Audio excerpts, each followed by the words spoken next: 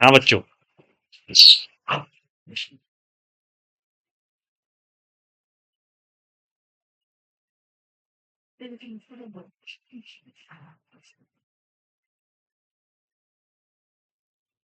तो हमारा टॉपिक चल रहा था प्लांट ग्रोथ एंड डेवलपमेंट। हाँ।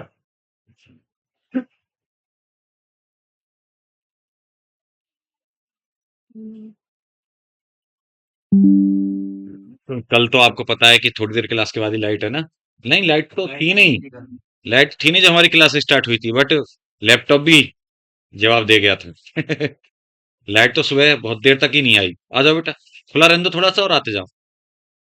नहीं, बंद मत करो बार बार, फिर कोई खोलेगा। मैं कह रहा हूँ खोल दो उसको। खुला हुआ तो है, बार बार बस ऐसे रहने दो। तो बच्चों, हमने देखो कल जो बातें की थी, तो ये क्या डाल रखा है तूने इतनी सारी कलरफुल। अच्छा अच्छा, वो वाले कार्बन पेपर वगैरह है ना। तो बेटा, ग्रोथ की जो रेट्स हैं, अर्थमेटिक ग्रोथ रेट होती है ना, ज्योमेट्रिक ग्रोथ रेट होती है, उनकी हमने इक्वेशंस पढ़ी थी। और उनका जो ग्राफ था वो पढ़ा था हम लोगों ने। ठीक है। और जो थोड़ा थोड़ा सा बातें हमने उसकी भी की थी, डिफरेंशिएशन डी डिफरेंशिएशन वाली, उसी को हम आगे आज बढ़ाएंगे, है ना, प्रॉपर। क्योंकि बता तो दिया था, सही तरीके से उसको कराना है। और ग्रोथ की कंडीशंस बता दी थी।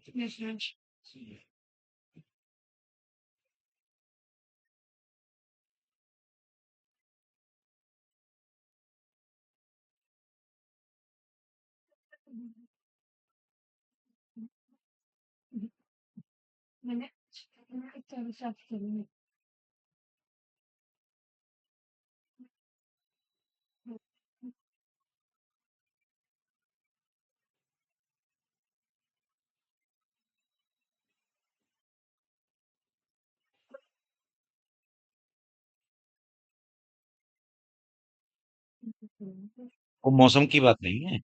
वो चक्कर क्या है कि मुझे ना बेटा, अभी पहले सीधे रूम पे जाऊंगा, खा पी के फिर कुछ, तब मेरी 1 से 4 ड्यूटी है कॉलेज में। तो फिर दोबारा आऊंगा, तो फिर ऐसे टाइम ज्यादा लग जाता है ना।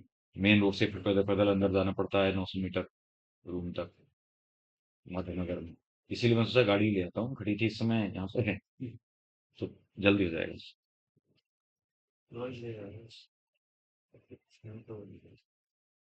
नहीं तो वैसे मुझे पैदल ही ज्यादा बेटर लगता है। अपने बैठो उसमें रिक्शे में आराम से, और पैदल चलना हो जाता है, वो बहुत अच्छा लगता है सुबह सुबह चलना सर्दियों में। तो बेटा, ये देखिए टॉपिक है, आपको एनसीईआरटी में मिलेंगे, जरा देखें, है ना। डिफरेंशिएशन डी डिफरेंशिएशन री डिफरेंशिएशन। तो देखो, मैं यहाँ पे आपको बता रहा हूँ प्लांट के अंदर टिश्यू वाइज लिख के बता रहा हूँ, तो आप लोग नोट कर लेना, ठीक है।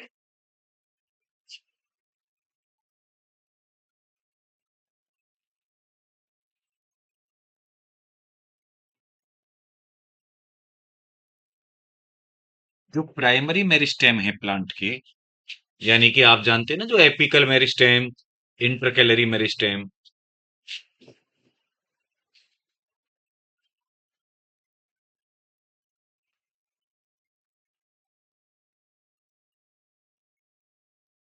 ये एक्चुअल में डिवाइड कर रहे हैं लगातार। अब ये जो डिवाइड कर रहे हैं लगातार टिश्यू, तो पता है ये कैसे टिश्यू है जो डिवाइड करने वाले होते हैं। तो भाई मेरिस्टेमेटिक को इस सेंस में हम क्या बोलते हैं, डिफरेंशिएशन बोलेंगे, या डी डिफरेंशिएटेड टिश्यू है वो रीडिफरेंशिएटेड। कोई भी नहीं है वो। एक नया टर्म है उसके लिए, क्योंकि यहाँ पे वो उनके लिए बताएंगे ना, वो अनडिफरेंशिएटेड। हाँ, कैसे हैं, अनडिफरेंशिएटेड। वो कैसे टिश्यू है बेटा, अनडिफरेंशिएटेड हैं वो खुद।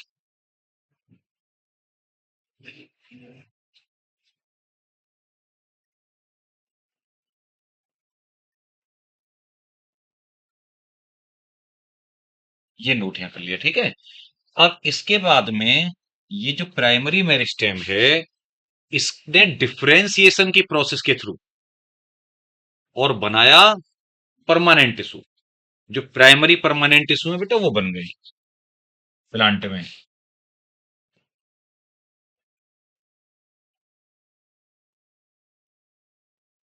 क्योंकि एनसीईआरटी में इस तरीके से लिखा हुआ बच्चों को समझ में भी नहीं आता, तो ये देखो, ये नोट कर लेना आप ध्यान से। प्राइमरी परमानेंट टिश्यू, जैसे कि अगर मैं बोलूं जैसे पेरन कायमा, है ना, कॉलन कायमा, एक एक दो दो नाम दे देते हैं, जाइलम, है ना, एटसेट्रा, फिलोएम वगैरह भी आते हैं। और फिर अभी मैं यहाँ एरो पे लिखूंगा, दूसरे कलर से लिख दूंगा, इसलिए थोड़ा मैंने रुक रखा है। फिर प्राइमरी जो परमानेंट है, ये सभी प्लांट में नहीं, लेकिन जो डाइकोट प्लांट होते हैं, जिम्नोस्पर्म होते हैं, उनमें बेटा की सेकेंडरी ग्रोथ होती है उनमें। तो सेकेंडरी ग्रोथ होती है, तो आपको पता है कि सेकेंडरी मेरिस्टेम भी बननी जरूरी है। और सेकेंडरी मेरिस्टेम कौन होते हैं? कैम्बियम, लेटरल मेरिस्टेम बोल देते हैं, है ना। तो वो बनना जरूरी है। इनसे फिर डी डिफरेंशिएशन के बाद में और उनका फॉर्मेशन होगा।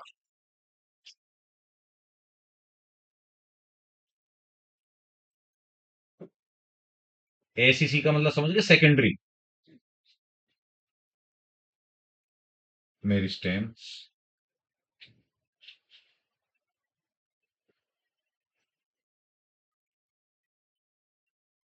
Vascular cambium and cork cambium.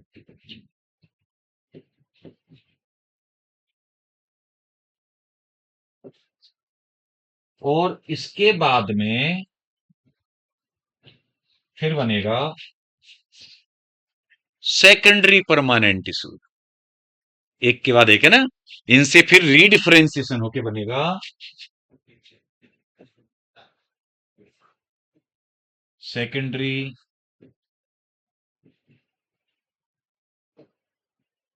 Permanent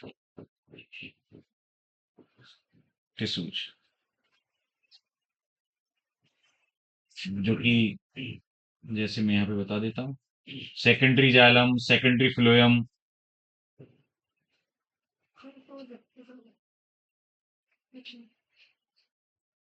secondary xylem, cork या फैलम,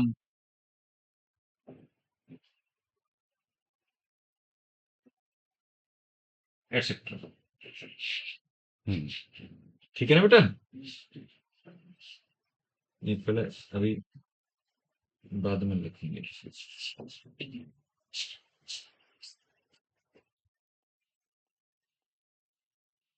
अब देखो, ये जो पहला स्टेप है, ये है डिफरेंशिएशन। क्या है ये?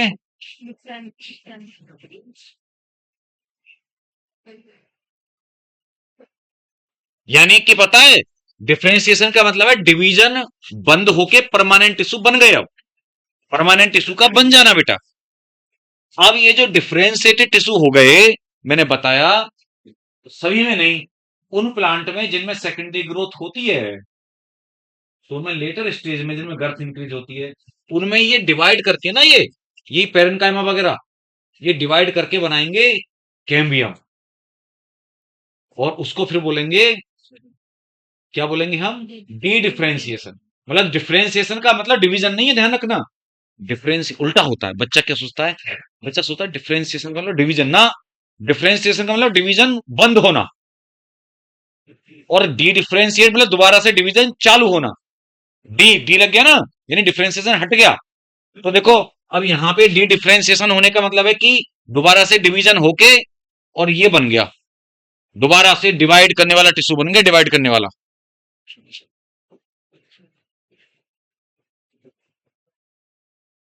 डी डिफरेंशिएशन, ये नोट कर लेना बेटा, क्योंकि ये बात हर जगह मिलेगी नहीं तुम्हें। ये डी डिफरेंशिएशन कि कौन से टिश्यू हैं खास तौर पे। और फिर इसके बाद में दोबारा से परमानेंट टिश्यू बन गए। तो रीडिफरेंशिएशन,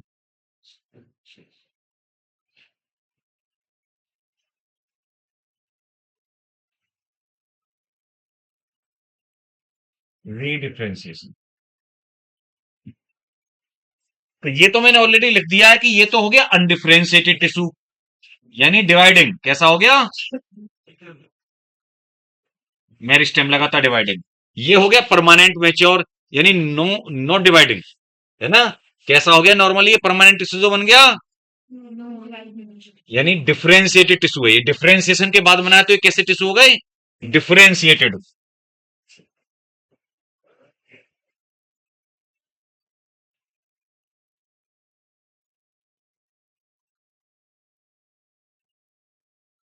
और ये अगेन दोबारा से डिवाइडिंग हो गए बेटा। ये और ये इक्वल वेलेंट है, मतलब जैसे ये डिवाइडिंग है ना, ऐसी ये भी डिवाइडिंग है। इसका मतलब दोबारा से हम बोलेंगे ना, ये डिफरेंशिएट टिश्यू, यहाँ पे डी डिफरेंशिएटेड, डी डिफरेंशिएशन के बाद में बना है ना, तो डी डिफरेंशिएटेड, डी डिफरेंशिएटेड का मतलब अनडिफरेंशिएटेड के इक्वल है।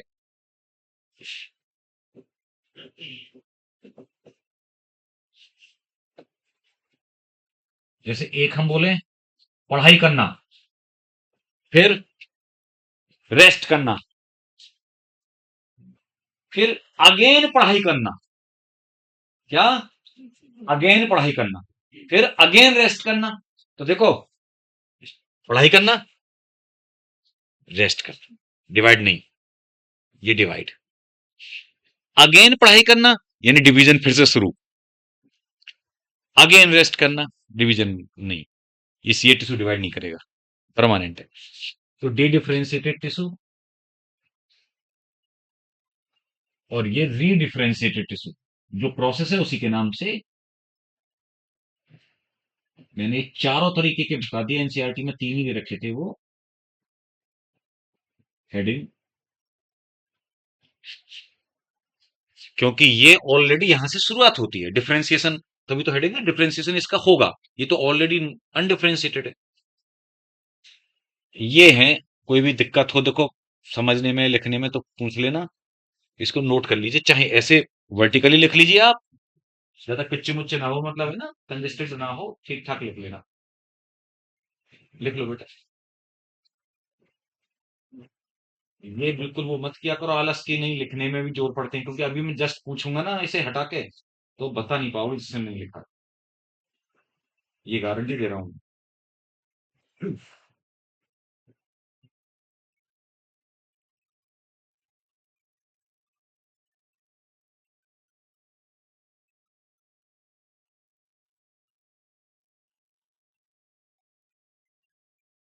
चलो तो जल्दी आ गए, लड़कों में भी बॉयज में भी जल्दी आ गए हैं, अच्छी ऐसी बात नहीं।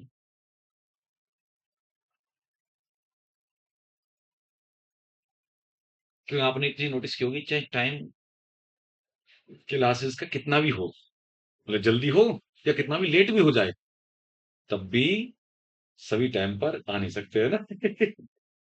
और लेट ही हो जाएंगे। और कितना लेट करोगे भाई क्लास, तो आप देखो चाहे फॉग हो या ठंड हो, आप देखिए कि 9:30 से ज्यादा और लेट कितना कर सकते हो, फिर बाद में जाने में आपको बहुत लेट हो जाएगा। हाँ बेटा, कोई दिक्कत हो बता।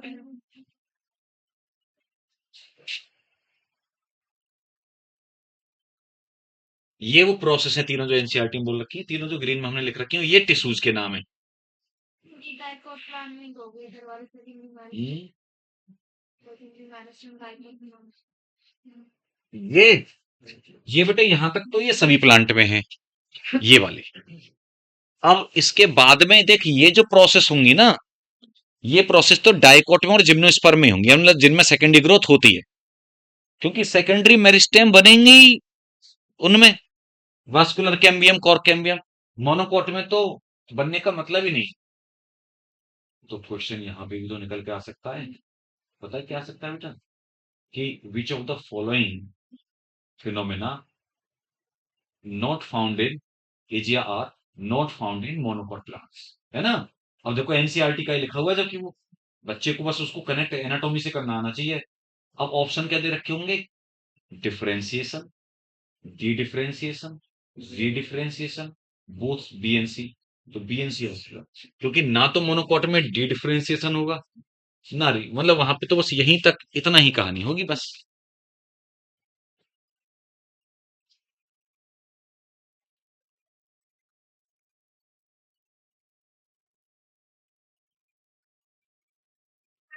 ज्यादा जल्दी ज्यादा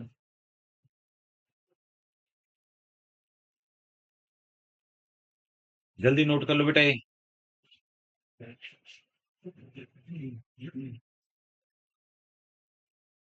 और अगर उल्टा आया तो आपको वही लगाना है। जैसे सपोज करो यही ऑप्शन है और पूछा गया है कि डाइकोट में, है ना, हाँ, मतलब विच of the following phenomena is not found in dicot plant, तो फिर वो तीनों आएंगे और लास्ट में ऑप्शन नन ऑफ दी जाएगा, तो फिर नन ऑफ दी आंसर आएगा। तो मैं कह रहा क्या कैंसिल करने में भूल गया कि है ना कुछ ऐसा। तो बेटा इसका मतलब क्या हो जाएगा, फिर नन ऑफ दीज आंसर आएगा क्यों, उसमें तो सारी फिनोमेना ही होती है, या फिर कौन सी फिनोमेना होती है तो ऑल ऑफ दीज आंसर आएगा। तो ये डिपेंड करेगा क्वेश्चन के अकॉर्डिंग। मोनोकोट में केवल एक ही फिनोमेना होगी, डिफरेंशिएशन, बाकी आगे की दो नहीं होंगी बेटा। मैं छुट्टी क्यों, क्योंकि उसमें सेकेंडरी मेरिस्टेम भी नहीं बनना भाई, वास्कुलर केमियम और केमियम मोनोकोट में बनने नहीं, तो ये भी नहीं बनने सेकेंडरी परमानेंट टिश्यू भी। तो मैं ये बता रहा था कि क्वेश्चन किस तरीके से आ जाते हैं, देख लो ऐसे जो डायरेक्ट नहीं लिखे हुए कि मोनोकॉट में कौन सी फिनोमेना होती है, एक ही होती है डिफरेंशिएशन, कौन सी नहीं होती तो दोनों नहीं होती।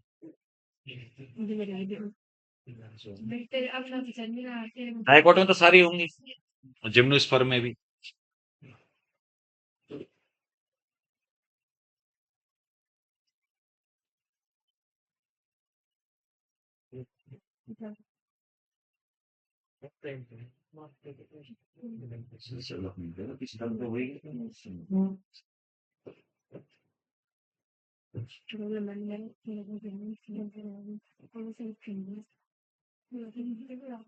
चलो नोट जल्दी से, फिर ये और बच्चे तुम्हारे में देख के कर लेंगे आगे बात।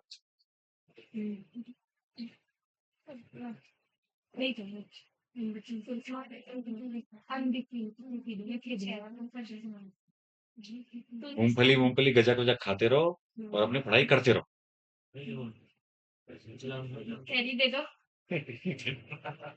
मैं क्या कोई मूंगफली वाला हूँ जो दे दूं? अभी यहाँ की बात थोड़ी कर रहा हूँ, मैं घर की बात कर रहा हूँ। जब मैं कॉलेज से कल गया था तो मौसम तो यहाँ पे आपको पता ही है ना, और मैं भी ज्यादा उस समय तो गर्मी लगती थी, फिर मुझे फिर जोश में आ गया था हाफ पहन के ही बस। तो बेटा आज तुम पूरी एग्जाम से है, गाड़ी के अलावा मफलर वफलर डाल के आए, जरूरत पड़ी तो मैं कॉलेज के बाहर उससे बोला भाई तू 10 रुपए की मूंगफली दे मुझे गरम गरम से, तो बस खाता चला गया सामान वामान लेके घर अपना पकड़ पकड़।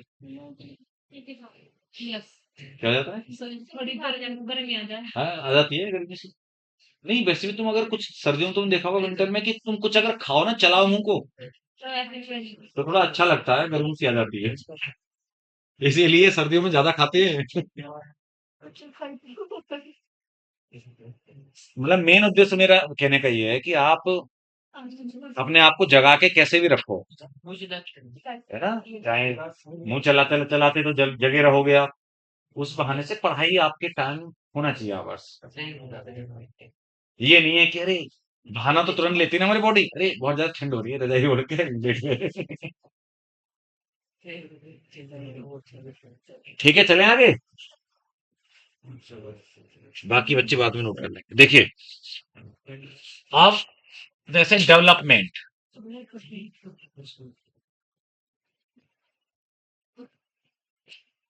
बेटा मैंने आपको एक बात बताई थी कि प्लांट की मतलब जैसे अगर हम बात करें उसके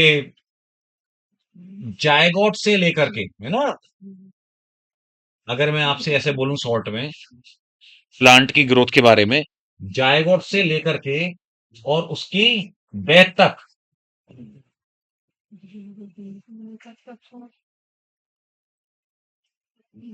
ये सारा कुछ डेवलपमेंट ही है।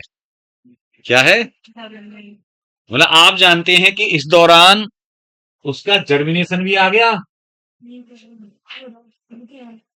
सीड जर्मिनेशन भी आ गया, है ना? और आप जानते हैं वेजिटेटिव फेज आ गई,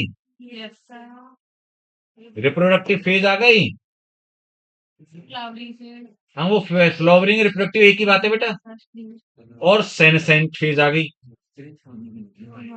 सेनेसेंस यानी ओल्ड स्टेज, एजिंग। और इसके अलावा एम्ब्रियोनिक डेवलपमेंट तो आ ही गया। सबसे पहले सीड जर्मिनेशन से पहले भी क्या होगा?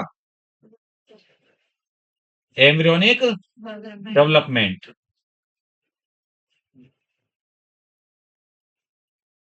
ये सब कुछ मिला करके आप ये समझ लो कि ये पूरा डेवलपमेंट है प्लांट का।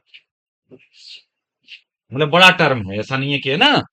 अब जो डेवलपमेंट है उसमें दो चीजें ले ली जाती हैं, जो हमने शुरू में भी पढ़ी थी एनसीईआरटी की लाइन, और अब हम बाद में भी। हाँ, धूप आ गई। तो दो बेटा टाइप के वो ले लेते हैं हम लोग। एक होता है, हम इसमें बात करते हैं ग्रोथ, और एक डिफरेंशिएशन, है ना? मतलब हम बोलते हैं कि development is the sum of, ये आपको एनसीईआरटी में 2-3 जगह लिखा मिल जाएगा।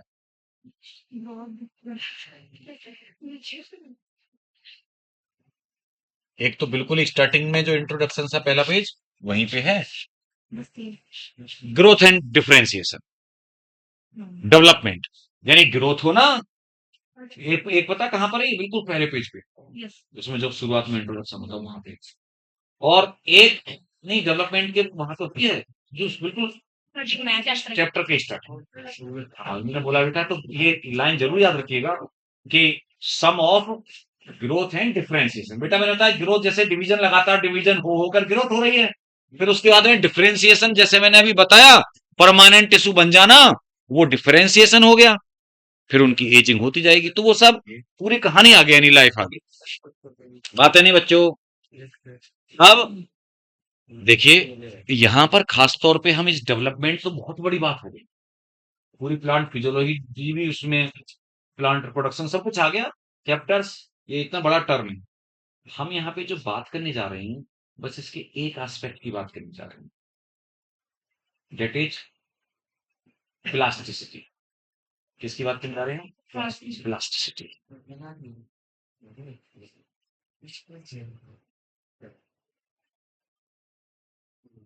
देखिए ये टर्म बड़ा अच्छा है, हम लोग अपने दैनिक उसमें दिनचर्या में, लाइफ में भी ये टर्म यूज करते रहते हैं। आपने देखा ना, प्लास्टिक शब्द आया, प्लास्टिक, जो प्लास्टिक आइटम होते हैं जैसे, तो प्लास्टिक का मतलब क्या है अगर हम देखें उस सेंस में, कि जो अपने आप को मोल्ड कर ले किसी भी सांचे में।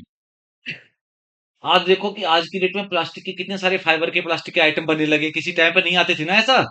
अब तो बहुत ज्यादा आ रहे हैं, हर तरीके की डिजाइन बन बन के प्लास्टिक की आ जाती है ना बेटा? इतनी सारी कंपनियां, फैक्ट्रियां, वो सांचे होते हैं, उन पे पिघला के उसको उसमें डालते हैं, वो वही जिसमें पिघला के डालोगे वही से एक्वायर कर लीजिएगा।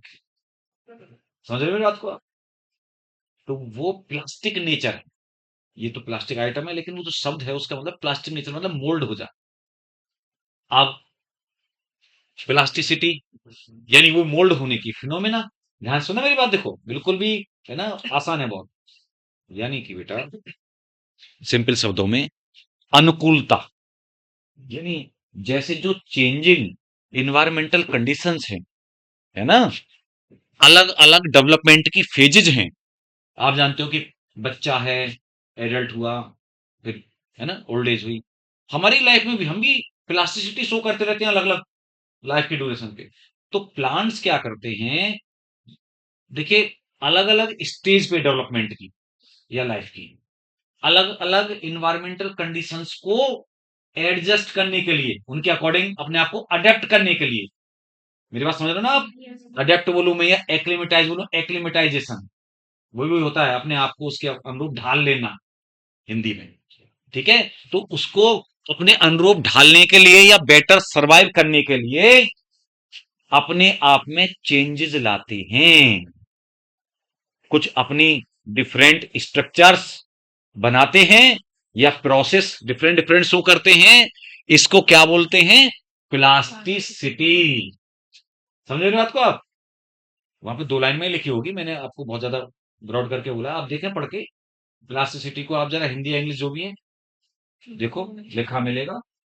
मैं इंग्लिश में पढ़ के बताता हूँ। देखो एनसीईआरटी की line, plants follow different pathway, यानी प्रोसेस पाथवे, एक ही बात है, इन रेस्पॉन्स टू इन्वायरमेंट और फेजेस ऑफ लाइफ। देखो शॉर्ट में बात है इन्वायरमेंट या फेजेस ऑफ लाइफ, यानी डेवलपमेंट के अलग अलग स्टेज पे या अलग अलग इन्वायरमेंटल कंडीशंस में अलग अलग प्रोसेस फॉलो करते हैं या पाथवे फॉलो करते हैं to form different kind of structure, अलग अलग स्ट्रक्चर बनाने के लिए, जिससे कि वो ज्यादा बेटर अडेप्ट कर सकें या ज्यादा प्लास्टिक हो सकें। प्लास्टिक होने वाला नहीं तो प्लास्टिक के आइटम बन जाए, प्लास्टिक हो सके यानी मोल्ड हो सके, उसके अनुरूप काम कर सके बेटर। समझ रहे हो ना आप बात को?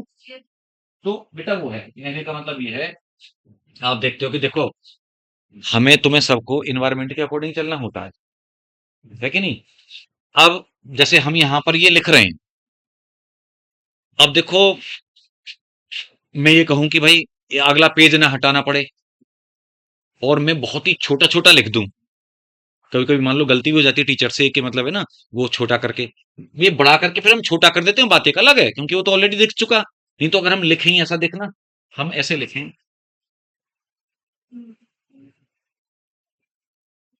ये मैंने प्लास्टिसिटी लिख दिया, हालांकि और इसे छोटा भी लिखा जा सकता है अगर वो मार्कर, तो ये बच्चों के अनुकूल नहीं, मतलब आप देखो कि जो ऑनलाइन पढ़ रहे हैं खासतौर पे, चलो यहाँ वालों को एक बार दिख भी जाए, है ना, तो ये भी ठीक नहीं हुआ, तो चेंज लाना पड़ेगा ना। अगर मैं मान लो पेन से बेसिक लिखता हूं तो यहाँ पे इसके अकॉर्डिंग ही मोल्ड होना पड़ेगा, ये प्लास्टिसिटी है। यानी हमें हर कंडीशन के अकॉर्डिंग, उसी के अकॉर्डिंग ही तो एडजस्ट करना पड़ेगा बेटा, सबको अपनी लाइफ में। तो ऐसे ही प्लांट भी ऐसा शो करते हैं। तो प्लास्टिसिटी बहुत बड़ा टर्म है, ये 2 लाइन में जरूर खत्म हो गया, मेरी बात समझ रहे हो ना आप? ये बहुत बड़ा टर्म है। बोले तो चाहे वो पानी वाले हाइड्रोफाइट हैं, डेजर्ट वाले जीरोफिटिक प्लांट हैं, है ना, अलग अलग टाइप के जो पौधे हैं सब देख लो। कैक्टस जीरोफाइट है, उसे पानी की कमी को वो करना है ना, तो उसने क्या, अपने लीव्स को कांटे में परिवर्तित कर लिया, जिससे कि वाटर लॉस ज्यादा ना हो। भाई लीफ को किस में कन्वर्ट कर लिया? कांटे में, स्पाइन में। क्योंकि बेटा क्या होता है, जितना सरफेस एरिया ज्यादा होगा वाटर का लॉस उतना ही ज्यादा होता है ट्रांसपरेशन में, बाष्पोत्सर्जन में। तो देख लो अडेप्टेशन हो गया। अब चूंकि बेटा उसने वो तो उसमें स्पाइन में कन्वर्ट कर लिए, फोटोसिंथेसिस कौन करे? तो उसका स्टेम फोटोसिंथेसिस करता है। वो स्टेम फूला फूला सा दिखता है आपको, सोलन सा ग्रीन ग्रीन, वो एक्चुअली फोटोसिंथेसिस करता, फूड स्टोर करता है। बिल्कुल सही बोल रही है ये बिटिया, फिल्लोक्लेड बोलते हैं उसको, आपके मॉर्फोलॉजी में आपके में है भी वो टॉपिक। फिल्लोक्लेड में कैक्टस अकेसिया, यूफोरबिया वगैरह, समझ गए? अब इस प्लास्टिसिटी का जो यहां पे एनसीईआरटी में आपको जो कोर्स में है पढ़ाया जाने वाला एग्जाम्पल, दैट इज हेट्रोफिली। देखिए डेवलपमेंट के अंडर में प्लास्टिसिटी आती है, और प्लास्टिसिटी जो फिनोमेना है उसके अंडर में हम एक इसका एग्जाम्पल ले रहे हैं, हेट्रोफिली। मैं ये बताना चाह रहा हूं आपको कि प्लास्टिसिटी बड़ा टर्म है, हेट्रोफिली उसका एक एग्जाम्पल बता रहे हैं आपको समझाने के लिए। ये ध्यान रखना, कोई बच्चे ये नहीं समझते कि हेट्रोफिली बड़ा, सर हेट्रोफिली ज्यादा पढ़ा रखा है, नहीं, वो एक उसका एग्जाम्पल पढ़ा रखा है। प्लास्टिसिटी बहुत बड़ा टर्म, ठीक है, ये हेट्रोफिली उसी के अंडर में आता है। अब तुम्हें एनसीईआरटी में अच्छा हेट्रोफिली क्या है? हेट्रो कहीं भी शब्द आए, हेट्रो मतलब डिफरेंट, अलग अलग, भिन्न भिन्न प्रकार के, और फिली मतलब लीव्स। फिली जो वर्ड आया उसका मतलब लीव्स। जब ध्यान सुनना, एक ही प्लांट के ऊपर एक से ज्यादा तरीके की लीव्स पाई जाती हैं, उसको हेट्रोफिली बोला जाता है। समझ गए? यानी इसकी मीनिंग में है, लिख देता हूं,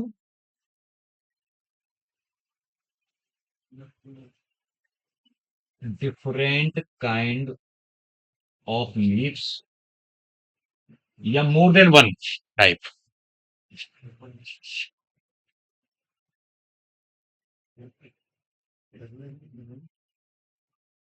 ऑन सेम प्लांट या same plant body is called heterophylly.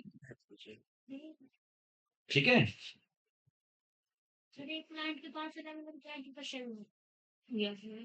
वही तो बताया जा रहे हैं। नॉर्मली नहीं होती ना बेटा। नॉर्मली तो पत्ती छोटी होगी या बड़ी होगी। देख, छोटी होना बड़ी होना अलग बात है। भाई लीफ जो अगर शुरू में है तो छोटी है, बाद में बड़ी हो गई, वो एक अलग चीज है, वो अलग अलग टाइप की नहीं बोली जाएगी बेटा, क्योंकि डिजाइन तो सेम ही है ना। लीफ ही अलग अलग तरीके की होनी चाहिए, तब बोलेंगे हेट्रोफिली। इसलिए सभी प्लांट थोड़ी शो करते हैं हेट्रोफिली।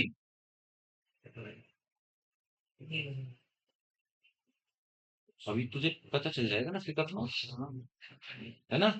यही तो अभी बताने जा रहे हैं कि कैसी, ये बताने जा रहे हैं ना एनसीईआरटी के अकॉर्डिंग। ठीक है। वो जो बात कर रही है ना बेटा मॉर्फोलॉजी, इसका मतलब थोड़ी सी कम पड़ी हुई है तेरी। रेटिकुलेट पैरेलल ऐसे वो अलग अलग टाइप नहीं हो सकती कभी भी।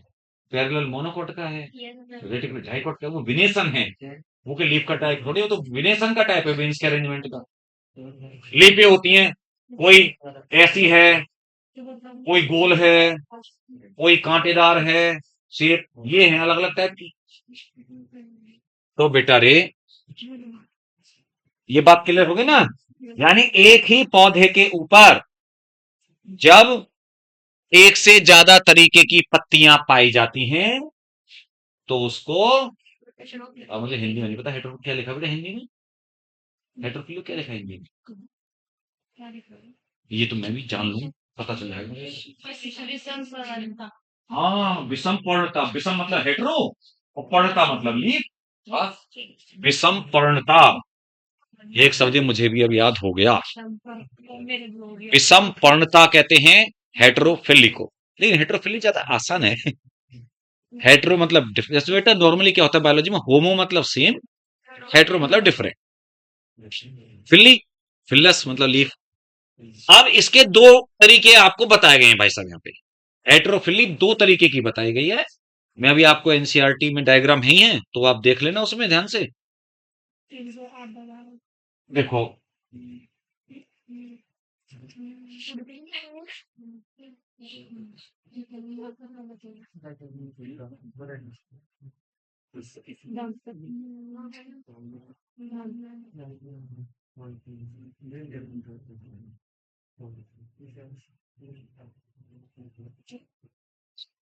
एक काम करना तुम लोग, मैं बताता हूँ तब ना अपनी एनसीईआरटी में ऐड कर लेना। डेवलपमेंटल हेट्रोफिली मतलब क्या है कि जब, जो वैसे लिख रहे हैं वो तो अलग ही बात है, नहीं तो उसमें भी अपनी ऐड करवा दूंगा एनसीईआरटी को, बता दूंगा। ये जो बेटा पहला वाला डायग्राम नहीं होना ऐसे ऐसे, हाँ, नहीं, ये नहीं, ये इसका तो कोई सेंस नहीं है, इसको मत कुछ परेशान होना। नहीं कुछ याद करना, उल्टा सीधा ऐसे बना रखा है कि होगा फिर डेथ होगी ये वाला जो डायग्राम है जिसमें जुवेनाइल और एडल्ट लिखा हुआ है, हाँ ऊपर की दो पत्ती है ना बेटा, ए जुवेनाइल दिख रहा है ना तुम्हें, जुवेनाइल और एडल्ट। तो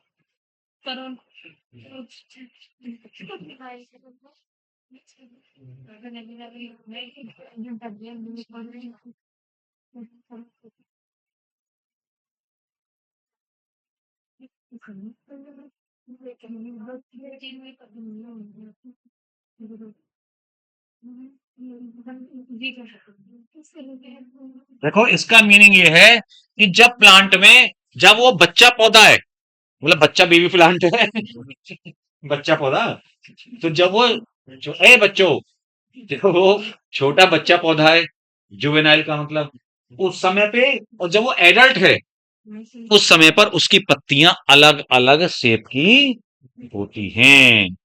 तो आप एक चीज नोटिस कर रहे होंगे, देखो शुरू में जब वो बच्चा सा है तो एक नॉर्मल सी ऐसे सिंगल सी लीफ है ना, और बाद में जब वो एडल्ट हो गया है ना तो आप देख रहे हैं कि थोड़े ट्राइलोब्ड है वो। बस ये देखना, मतलब मेरा इसका मतलब ये बनाने का कि शुरू में एक सिंगल लोब्ड है, एक ही है, और फिर बाद में कैसी हो गई है वो थ्री वाली है ना बेटा, तीन उसमें पार्टीशन से दिख रहे हैं ट्राइलोब्ड। और ये देखने को तो डेवलपमेंटल, मैं ये बताना चाह रहा था इस पहले वाले डायग्राम के बराबर में ना, साइड में ए वाले के साइड में लिख दो डेवलपमेंटल हेट्रोफिली। ये नोट कर लो, पहले वाले के साइड में एनसीईआरटी में ही ये लिख दो डेवलपमेंटल हेट्रोफिली, इसका नाम डेवलपमेंटल हेट्रोफिली। और इसका एग्जाम्पल है तीन। हाँ जी, एक है cotton, coriander and larkspur. तो ये आपको भूलने नहीं है बिल्कुल भी, तीनों example cotton, coriander, larkspur, ये इसके एग्जाम्पल हैं। इस पे क्वेश्चन जरूर आना होता है लगभग लोग, मैं मान के चलो आप इसमें पार्ट में से, क्योंकि ये चारों दे देते हैं। एक और एग्जाम्पल बच्चे भूल जाते हैं कि कौन सी वाली कौन सी हेट्रोफिली है, इसीलिए इसमें क्वेश्चन आने के बहुत ज्यादा हो रहते हैं। अच्छा, लिख लो आराम से।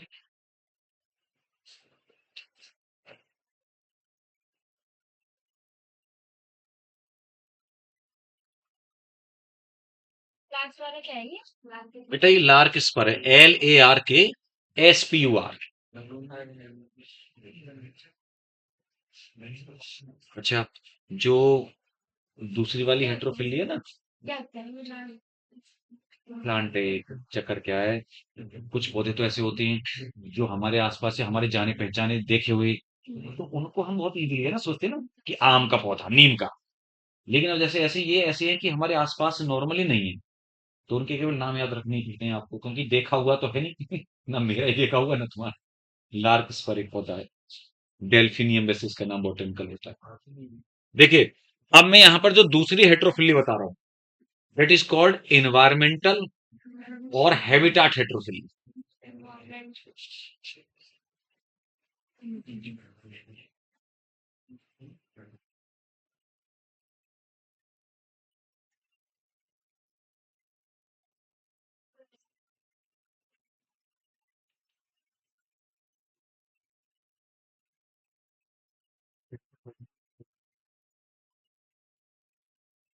इसमें क्या है, पौधे में एक ही स्टेज पर, एडल्ट स्टेज में, मतलब ये नहीं है कि बच्चे में और एडल्ट में अलग अलग लीफ है, नहीं, एक ही प्लांट में अलग अलग इन्वायरमेंट में अलग अलग लीव्स हैं। एयर में, एयर में अलग टाइप की लीफ है, और पानी में जो डूबा हुआ पार्ट है ना उसका, उसमें अलग टाइप की लीफ है। यानी एक्वेटिक हैबिटाट, हैबिटाट में जहां पाया जाता है बेटा, एक्वेटिक के हैबिटाट में अलग है, और एरियल या टेरेस्ट्रियल में अलग।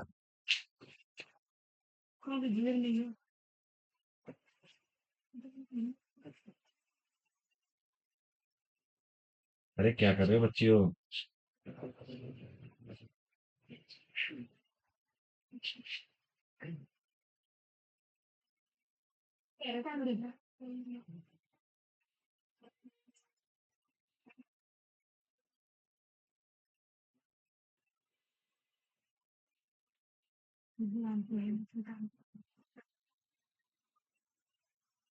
स्टेज से यानी एक ही समय पर, एक ही समय पर, मैं बना के दिखाता हूं, वो एनसीईआरटी ने अलग अलग हिस्से ऐसे कर दिए हैं उसके।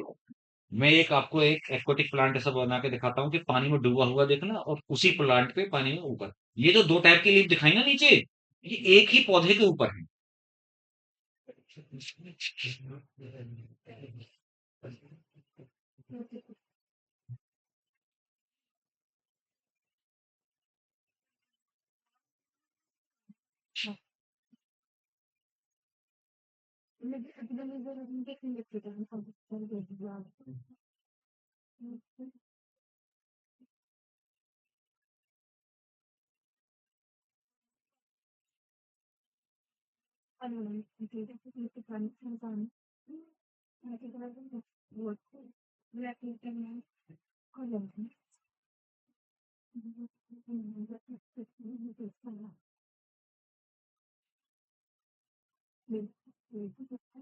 ये मतलब नहीं कि हम वही शेप बनाए, ये समझाने के लिए। देखिए इसमें क्या है, जो पानी के नीचे वाली पत्तियां हैं वो कटी फटी डाइसेक्टेड रिबन लाइक सी होती है, पतली पतली, और जो पानी के ऊपर वाली पत्तियां हैं वो चौड़ी ब्रॉड लेमिना वाली होती हैं। क्यों? क्योंकि देखो खुद सोचो, अडेप्टेशन। पानी के अंदर अगर चौड़ी पत्तियां हो गई ना बेटा, पानी का फोर्स की वजह से वो फट जाएंगी या उखड़ जाएगा पौधा। भाई आप जानते हो पानी में, इसलिए बोट वगैरह की शेप ऐसी क्यों होती है, एरोडायनेमिक, जैसे कि, है ना, पानी को चीरते हुए आगे बढ़ जाए आराम से। तो इसी तरीके से, अच्छा ऐसी मैं एक बात बताऊं, जो गाड़ियां होती है ना, आप देखना जो नीचे वाली गाड़ियां होती हैं, नीचे वाली लंबी सी गाड़ी जो होती है एरोडायनेमिक डिजाइन की, लाइक होंडा सिटी हुई, है ना, वेरना वेरना हुई, या और बहुत अच्छी अच्छी मर्सिडीज ये गाड़ी आती है, तो इनकी डिजाइन जो ऐसी है, तो ये बहुत स्टेबल होके, मतलब ऊंचाई ज्यादा नहीं है उनकी, मतलब आपको ऐसा लगे बहुत स्पेस नहीं है, लेकिन जमीन से रोड से चिपक के चलेंगे और एकदम बेहतरीन, आपको पता ही नहीं चलेगा इतनी स्पीड पे चल रही है, और हिलेगी नहीं ज्यादा गाड़ी। लेकिन एक वैगन आर ले लो आप, तो वो, उसकी शेप डब्बे जैसी है, रेक्टेंगुलर, ऐसे खड़ी हुई रेक्टेंगुलर, एरोडायनेमिक तो बिल्कुल नहीं है। तो वो एयर का प्रेशर उस पर ज्यादा सरफेस पे ऐसे पड़ेगा ना, तो वो थोड़ी भी स्पीड बढ़ेगी तो वो एक्चुअली में थोड़ा डामाडोल होगी, उसका बैलेंस इतना अच्छा नहीं है, कॉमन सेंस है, मतलब फिजिक्स पढ़ते हो ना, एरोडायनेमिक डिजाइन, ठीक है। तो ये एक अंतर होता है इस चीज का। ऐसे ही सेम, अगर ये पत्तियां यहाँ पे होती तो पौधा उखड़ के चला जाता, है ना। तो नीचे ये पत्तियां काम करेंगी और ऊपर ब्रॉड उसकी फोटोसिंथेसिस करने के लिए अच्छी वाली चाहिए। समझ में बात आ गई? यहाँ लिख देता हूं, ये डाइसेक्टेड मतलब कटी फटी, डाइसेक्टेड, मेरा मतलब ये नहीं मैं किसी गाड़ी की बुराई कर रहा हूँ किसी की अच्छी कर रहा हूँ, तो मैं इसलिए मैंने अपनी गाड़ी का नाम नहीं लिया था।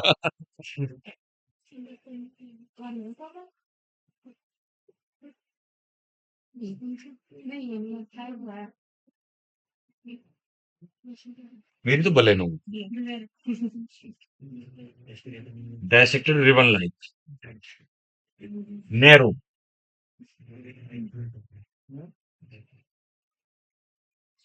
और ये वाली ब्रॉड।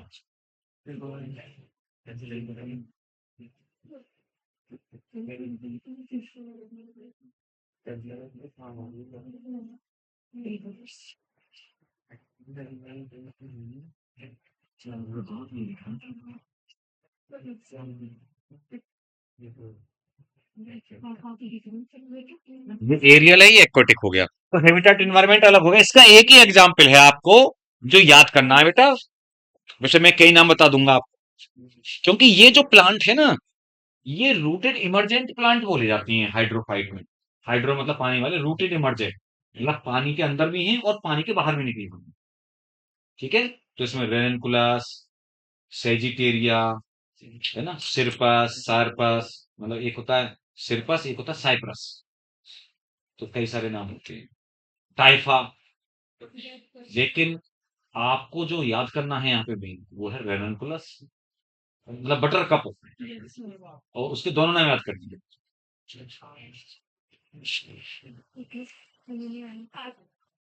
क्योंकि कभी अगर तुम कोई क्वेश्चन देखोगे कहीं, कोई अगर आकाश एलिन किसी का कोई क्वेश्चन करके देखोगे, तुम रेनकुलस नाम लिखा होगा और तुम कहोगे ये तो हमने पढ़ा नहीं एनसीईआरटी में। अरे क्यों लड़कियों, क्यों हाथ लग रहा रखो अपने, मतलब सामने ऐसे दिख रहे हैं और वैसे अपनी लड़ाई चल रही है। ये छोटे बच्चे कब तक बने रहोगे तुम?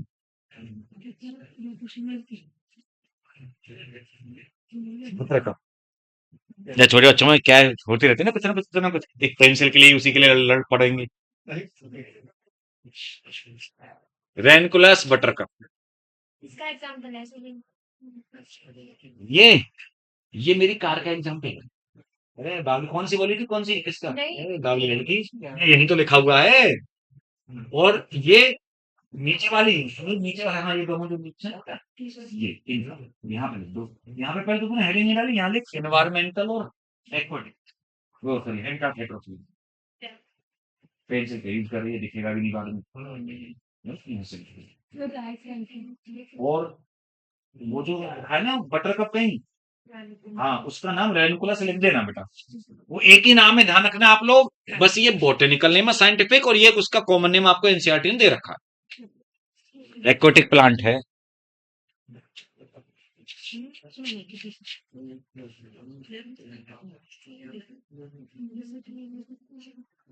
ब्रांड की तो बात ऐसी है कि जिनको पता होता है, जैसे मतलब देखो, एक मैं बात बताऊं, आयुर्वेदा भी बहुत अच्छा आगे फील्ड है। जो एक कोविड की वजह से एक जो एक रास्ता खुला है, मैं आपको एक बात बता दूं। देखिए बच्चों, ध्यान रखना, नीट से ही सारी चीजें होंगी आगे, और सब सारे वो ब्रांच नीट से ही हैं। अगर आपको एमबीबीएस नहीं मिलता है, या मान लो प्राइवेट में अफोर्ड नहीं कर पाते हैं, तो क्योंकि भाई गवर्नमेंट में मिल जाता है, उससे बढ़िया तो कुछ है ही नहीं। प्राइवेट सब नहीं ले पाती। तो पता है, बीडीएस भी काफी अच्छी ब्रांच है, लेकिन मुझे उसकी इक्विवेलेंट, उसी के बराबर में एक ब्रांच लगती है बीएमएस। बीएएमएस, बेटा वो बैचलर आयुर्वेदिक मेडिसिन वाली, जो आयुर्वेदिक डॉक्टर बनते हैं, और उसमें भी एमडी होती है आगे, जैसे एमबीबीएस के बाद में। तो देखो, एक तो क्या है कि ये जो बीएमएस वाले भी आजकल बहुत सारे सरकारी हॉस्पिटल्स में इनकी सरकारी पोस्ट निकलती हैं, और ये भर्ती होते हैं। एक एक आयुर्वेदिक वाला डॉक्टर एक एक हॉस्पिटल में रहता है सरकारी में। ये बढ़ता जा रहा है, आपने देखा होगा कि कितने सारे हैं ना, हिम्स विम्स खुल रहे हैं, आयुर्वेद वाले हॉस्पिटल्स खुल रहे हैं। मतलब ऐसा ऐसा हो रहा है कि जो बीमारी नॉर्मल एलोपैथी में नहीं दूर हो पा रही, या उस टाइप की जो असाध्य बीमारियां हैं ना, वो फिर आयुर्वेदा में ठीक हो रही हैं। बहुत इलाज तो चल रहा है उनका, बहुत डाइट और वो सब चीजें चल रही हैं बहुत ज्यादा। क्योंकि हम क्या सोचते हैं, अरे 2 दिन हमने कोई आयुर्वेदिक दवा खा ली, ठीक नहीं हुआ, अरे भाई आप वैसी दवा भी तो एलोपैथी कब से खा रहे थे। यहाँ पे परहेज और वो डाइट वगैरह वो बहुत मैटर करती है ना, वो बहुत जरूरी है। तो मैंने ये देखा है कि पता है, वो भी बहुत सक्सेसफुल हो रहे हैं आजकल, को ब्रांच बहुत अच्छी है। तो एक होता है चिरचिटा करके। अब पता है, हम खेतों में काम करते थे, ऐसे मतलब वो एक टाइप का वो है, झाड़ झाड़ सी और वीड सा चिपक जाता है इधर उधर बॉडी पे, खेतों में काम करते हैं तो। और वो चिरचिटा मैंने देखा है, उसे ट्रॉली भर भर के लोग बाग लेके जाते हैं, दवाई कंपनियों में जाता है, वो बनती है उसकी दवाई बहुत अच्छी। मैं भूल गया अभी, कुत्ता कहते हैं, चिरचिटा जो होता है, चिरचिटा सा है ना बेटा, घासी वो जो, उसको ले लेके जा रहे होते हैं। मुझे बताया था, मैं भूल गया हूँ उसका, पता नहीं किस किस यूरिनरी प्रॉब्लम, पता नहीं किस किस प्रॉब्लम्स में उसका बहुत बड़ा यूज है। तो ऐसे इन प्लांट का, बहुत से प्लांट जिनको हम ऐसे समझते हैं ना बेकार, वो बहुत काम के, बहुत महंगे बिकते हैं वो। चलिए, बातें नहीं बच्चों, तो आप ये समझ गए, आप डेवलपमेंट के बारे में आप अच्छे से समझ गए। देखो, डेवलपमेंट के लास्ट वाले पार्ट पे जाइएगा आप, तो वो जो प्लांट ग्रोथ रेगुलेटर है, उससे पहले वाला पैराग्राफ था, उसमें फोकस करेंगे। बना लिया नहीं तो।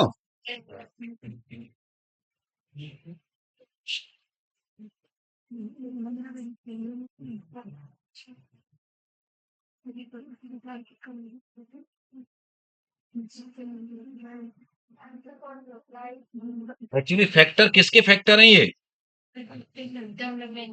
जो कि ग्रोथ को या डेवलपमेंट को अफेक्ट करते हैं, है ना बेटा।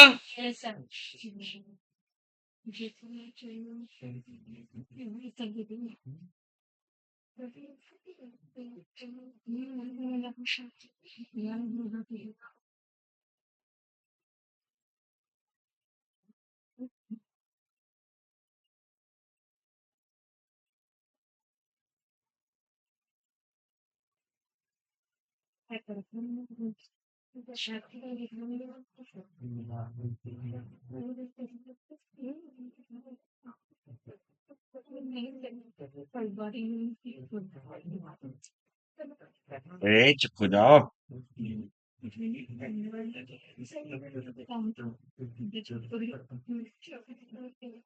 देखो चुपचाप।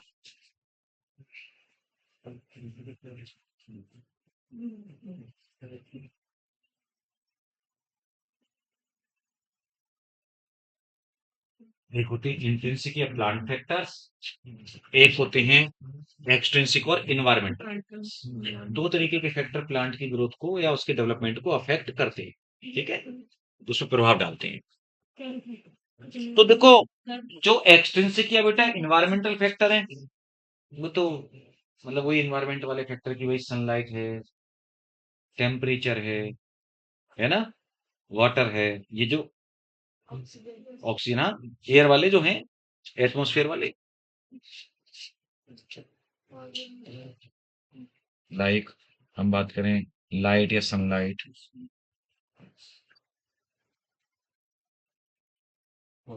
टेम्परेचर, सॉइल का पानी है ना, एटसेट्रा। अब बात आती है इंट्रिंसिक, बोले तो अंदर वाले, प्लांट के खुद के जो फैक्टर हैं जो उसको अफेक्ट करेंगे। इसमें भी हम लोग दो कैटेगरी में डिवाइड कर देते हैं, एक इंट्रासेलुलर और एक इंटरसेलुलर।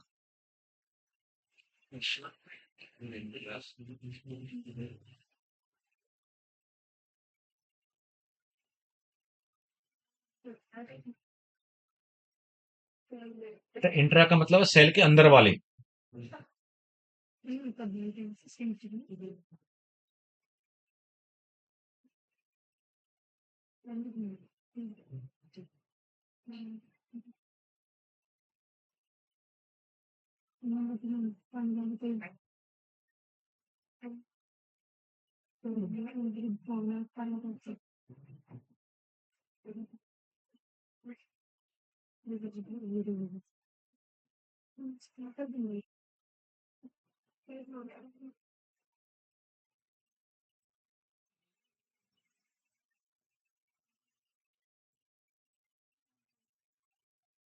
देखिए बच्चों, यह एनसीईआरटी में लिखा हुआ पैराग्राफ में, लेकिन आप उसको और अपने जब लिख रहे हैं तो देखो, एक फायदा ये होता है जब आप लिखते हो ना रख पे या उस पे बैठे हुए, सुनते हो फिर हाथ से लिखते हो, तो वो याद हो जाता है, क्योंकि बैठे तो हो ही हो।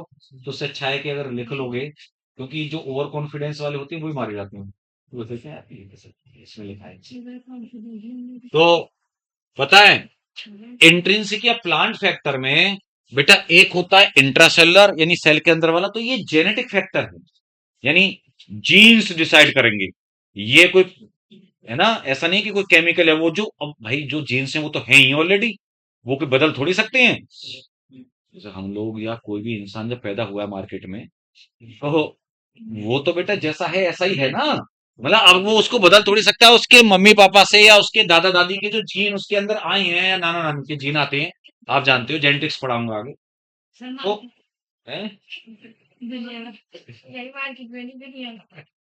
तो बेटा वो जीन्स तो है, वो तो है ना, ऑलरेडी डिसाइडेड है। अब ये तो है नहीं कि आप जैसे मान लो कितना भी लटक लो, अगर हाइट कम है, वो जीन इस टाइप का था तो कितना भी लटकते रहो, ये थोड़ी है कि वो 2 फीट लंबी हो जाओगे। चलो स्ट्रेच होने से थोड़ा बहुत आधा इंची का फर्क पड़ जाए तो बात अलग है ना, ग्रोथ ड्यूरेशन के दौरान वो भी, ये नहीं कि अब हम अगर लटके तो हमारी लंबाई बढ़ जाएगी। जब आपकी ग्रोथ वाली फेज है 18 साल तक की, उस दौरान अगर आप स्ट्रेचिंग कर रहे हैं शुरू से, मतलब 10-12 साल से और 18 साल के बीच में, तो हो सकता है कि जो आपकी हाइट होनी है उसमें आधा इंची फर्क पड़ जाए, क्योंकि एक्सरसाइज से थोड़ा सा। लेकिन ऐसा नहीं है कि 5 फुट 5 वाला 5 फुट 10 इंच का हो जाए, बिल्कुल भी नहीं है। ये अगर कोई कहता है बेवकूफ बना। दूसरा केमिकल्स, इंटरसेलर मतलब बिटवीन द सेल, इंटरसेलर का मतलब बेटा होता है सेल्स के बीच वाले, बिटवीन द सेल। एक होता है सेल के अंदर, कभी भी देखो शब्द आए इंट्रा, इंट्रा सेलर का मतलब होता है सेल के अंदर, और इंटरसेलर बिटवीन द सेल। तो ये होते हैं प्लांट ग्रोथ रेगुलेटर जो अभी हम पढ़ने जा रहे हैं, पीजीआर, वो पीजीआर इंटरसेलर में आते हैं। ये के बाद खोपड़िया में आ गई, पीजीआर मतलब प्लांट हार्मोन्स। चले आगे, अब जो प्लांट हार्मोन की, जैसे कि आप एक बात समझिए, जैसे आपने केमिकल कोऑर्डिनेशन नाम का चैप्टर पढ़ा होगा, आपको शायद सर ने पढ़ाया होगा, सर ने या मैम ने, केमिकल कोऑर्डिनेशन। अच्छा, उन्होंने राजन सर ने पढ़ाया था। अच्छा अच्छा। तो जो केमिकल कोऑर्डिनेशन है या एंडोक्राइन सिस्टम है, उसको एंडोक्राइन सिस्टम भी कह देते हैं। तो उसमें क्या पढ़ते हो आप लोग बेटा, देखिए उस चैप्टर से आपको ये जानकारी होती कि हमारी बॉडी के अंदर ही ये क्या, इतने सारे हार्मोन्स का क्या क्या रोल है। हमारे सारे जो मेटाबॉलिक बेटा फंक्शन है बॉडी के, जो कोई भी फंक्शन है, वो सब हार्मोन से ही कंट्रोल्ड हैं, हार्मोन के द्वारा होते हैं। और उसके ऊपर भी सुपर बॉस जो बैठा है, बिग बॉस, नर्वस सिस्टम। वो बॉस है, जैसे एंडोक्राइन सिस्टम बॉस है, तो आप समझ लो बिग बॉस कौन है, super boss neuro system, cardiovascular नहीं बेटा, नर्वस सिस्टम। ये सारे जो सिस्टम हैं, ये उस नर्वस सिस्टम के ही वो हैं, मतलब काम करने वाले उसके अंडर में। बेशक एंडोक्राइन सिस्टम नर्वस सिस्टम भी एक दूसरे को प्रभावित करते हैं, लेकिन वो हमेशा अपर हैंड पर रखा जाएगा, ज्यादातर कंट्रोल नर्वस सिस्टम का ही होता है, ब्रेन स्पाइनल कॉर्ड। कहीं कहीं पे थोड़ा सा हार्मोन्स भी कंट्रोल करते हैं, ठीक है। तो अब वहां पे आपने hypothalamus, pituitary gland, thyroid gland, adrenal gland, pineal gland, parathyroid gland, और इसके अलावा आप देखें पेनक्रियाज, है ना, आइसोलेट्स ऑफ लैंगरहैंस, उसका एंडोक्राइन पार्ट होता है। उसके अलावा गोनेट्स, ओवरी और टेस्टिस, हाइडिल बोल दिया, इनके भी मतलब ये डुअल नेचर वाले, ये जो है ना हमारे जो ऑर्गन से रिप्रोडक्टिव ऑर्गन, जो हमारे रिप्रोडक्टिव ऑर्गन हैं या सेक्स ऑर्गन हैं, या हम बोले जो प्राइमरी सेक्स ऑर्गन है, ठीक है, इनमें बहुत ज्यादा मिसगाइड रहते हैं, आपने चैप्टर पढ़ लिया है। ये होते हैं, अगर कभी भी ऐसा शब्द आता है तो वो होता है ओवरी और टेस्टिस। तो उनके भी डुअल फंक्शन है। एक तो क्या है, गैमेट का प्रोडक्शन कर रहे हैं, है ना बेटा, वो तो रिप्रोडक्टिव ऑर्गन की में काम आ गया उधर। इसके अलावा एज ए एंडोक्राइन टिश्यू भी काम कर रहे होते हैं। बताओ मुझे बच्चों कोई, ये इधर नहीं बोलेंगे, इधर से बोलो कोई, टेस्टिस से कौन से हार्मोन निकलते हैं जरा बताओ। टेस्टिस से कोई हार्मोन्स निकलते हैं बेटा? शाबाश, कोई बोलो, शर्मा मत, बोल दो। मतलब सही होगा गलत होगा तो बाद में देखा जाएगा ना। हाँ शाबाश, बिल्कुल सही बोला है। एंड्रोजेंस रिलीज होते हैं, जो कि टेस्टोस्टेरोन मेन होता है उसमें, मतलब एक कैटेगरी होती है एंड्रोजेंस की, जो मेल हार्मोन है। ऐसे ही ओवरी से एस्ट्रोजन एंड प्रोजेस्टेरोन, है ना, मेन हार्मोन है एस्ट्रोजन, तो एस्ट्रोजन प्रोजेस्टेरोन। वैसे एक बात बता दूं मैं आपको, मेल हो या फीमेल हो, दोनों में दोनों टाइप के हार्मोन होते हैं। वो, अब एक बात बताओ, अब टेस्टिस और ओवरी तो दोनों में है नहीं, ए बच्चों, टेस्टिस ओवरी तो दोनों में है नहीं। वो जिस किसी में अगर ऐसा हो जाए, वो तो कभी कुछ नॉर्मल केस हो सकता है, हो जाते हैं कुछ केस जो इंटरसेक्स बन जाते हैं ना, बहुत सारे जो किन्नर लोग होते हैं उनमें अलग अलग वेराइटी के केस होते हैं। बट फिर कैसे आ गए ये हार्मोन? आपने कभी सोचा कि सर आप ये कह रहे हो कि फीमेल में भी एंड्रोजेंस हो सकते हैं और मेल में भी फीमेल हार्मोन होते हैं, बस उनका अमाउंट बहुत कम होता है, तो फिर कहां से आ गए, किसी ने सोचा कभी?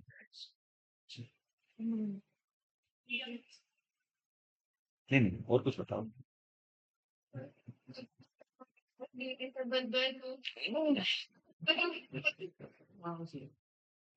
एक्चुअली में बेटा, एक जो एड्रिनल ग्लैंड है ना, जो उसका मेन सोर्स है, खासतौर पे वो क्या है कि एड्रिनल ग्लैंड जो होती है, तो एड्रिनल ग्लैंड में आप जानते हैं कि जो एड्रिनल कॉर्टेक्स है, मेडुला वाला तो एड्रिनलिन और एड्रिनलिन, और जो एड्रिनल कॉर्टेक्स वाला है ना, उससे ग्लूकोकॉर्टिकॉइड, कॉर्टिसोल, मिनरलोकॉर्टिकॉइड, एल्डोस्टेरोन, और एक सेक्स कॉर्टिकॉइड्स होते हैं, तो उससे भी स्मॉल अमाउंट में सेक्स कॉर्टिकॉइड्स रिलीज होते हैं, समझे आप बात को? क्योंकि कंसंट्रेशन ज्यादा नहीं हो सकते, नहीं तो फिर तो एम्ब्रियोनिक डेवलपमेंट में गड़बड़ है, ठीक है, और वो थोड़े से उनसे ही डेवलपमेंट में वो आ जाता है, ऐसा एंडोजेनिक स्टेरॉइड्स निकलते हैं वहां से।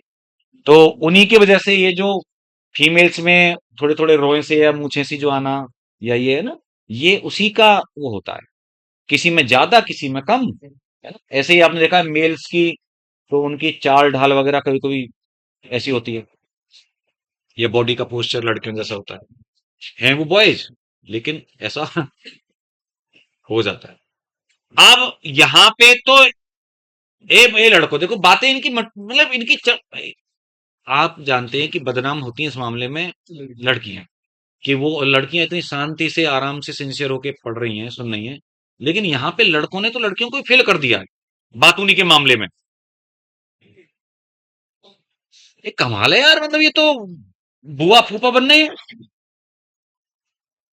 फूफा नहीं, सॉरी, बुआ मौसी।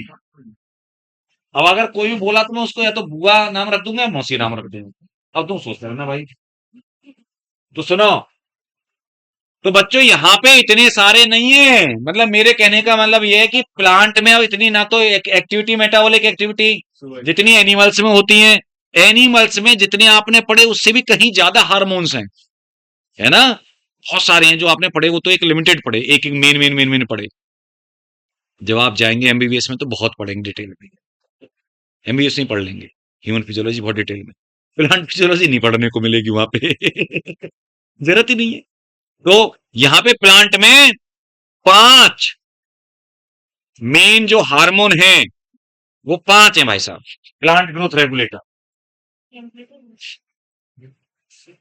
और मैं आपको एक बात बता दूं, ये जो प्लांट हार्मोन्स हैं, जैसे एनिमल्स के होते हैं ना बेटा हार्मोन, ऐसे ही ये भी। देखो मैं अलग अलग हार्मोन को आपको पढ़ाऊंगा, अलग अलग हार्मोन के फंक्शन पढ़ोगे आप, एप्लीकेशन। लेकिन कोई भी अकेला हार्मोन काम नहीं कर सकता। कोई भी बॉडी का फंक्शन होता है ना बेटा, आप देखोगे जैसे हम लोग ये ह्यूमन में ही नहीं पढ़ लेते कि अलग अलग ये काम किया ये काम किया, लेकिन ऐसा होता नहीं है रियलिटी में। उसमें बहुत सारे हार्मोन्स का कॉपरेशन होता है, कोई कम ज्यादा काम कर रहा होता है, कम कोई ज्यादा। एक फंक्शन भी, चाहे प्लांट हो चाहे एनिमल हो, उनका एक भी अगर फंक्शन होगा ना, वो भी कई सारे हार्मोन्स के कॉपरेशन से हो। नहीं समझ मेरी बात को, मिलके काम करना। तो आपने देखा है मिलने की यूनिटी का कितना बड़ा असर होता है। एक एक आदमी कोई काम नहीं कर पाता और मिलके कितना सारा हम काम कर लेते हैं, है ना। कोई भी देश में देखो आप, यूनिटी होती है जैसे, तो कितना अच्छा वो रहता है। तो मिलके काम करते हैं, cooperation, they act in cooperation. अब उसकी भी दो बातें हो सकती हैं।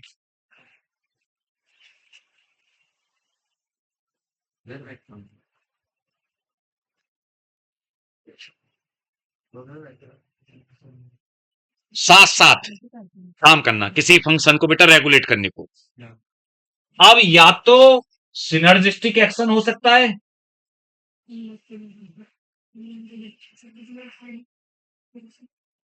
या एंटागोनिस्टिक हो सकता है।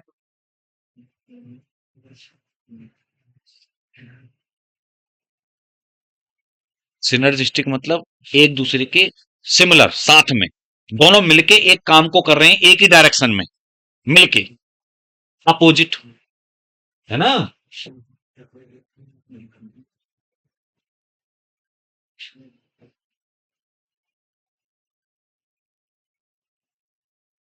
एक होता है कि साथ में काम तो कर रहे हैं, अपोजिट। अभी आप जब इससे हार्मोन पढ़ेंगे तो आपको देखने को कई सारे मिलेंगे, फिर मैं आपसे पूछूंगा बताओ ये किसके अपोजिट काम कर रहा है, ये किसके जैसा काम कर रहा है। ऐसे कई सारे फंक्शंस ऐसे होंगे जो ओवरलैप करेंगे। समझ में बात आई आपको जो बोल रहा हूं मैं। चलिए, तो सबसे पहले अब हम चलते हैं। अब स्टार्ट करने से पहले उसमें बात करते हैं कि 5 जो हार्मोन है ना हमारे बेटा, वो कौन कौन से हैं। एक है ऑक्सिन, एक है जिबरेलिंस,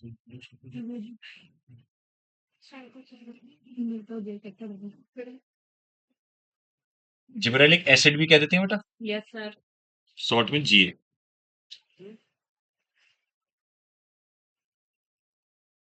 साइटोकाइनिन्स, सीके।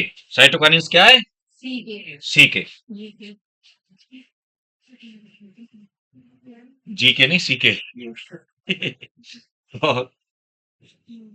जी के इसका मतलब है बिग बॉस देखते थे।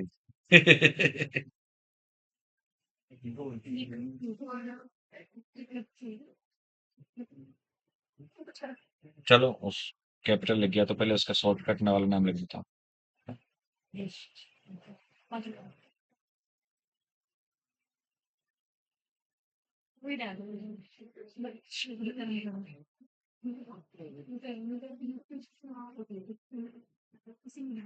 बच्चों,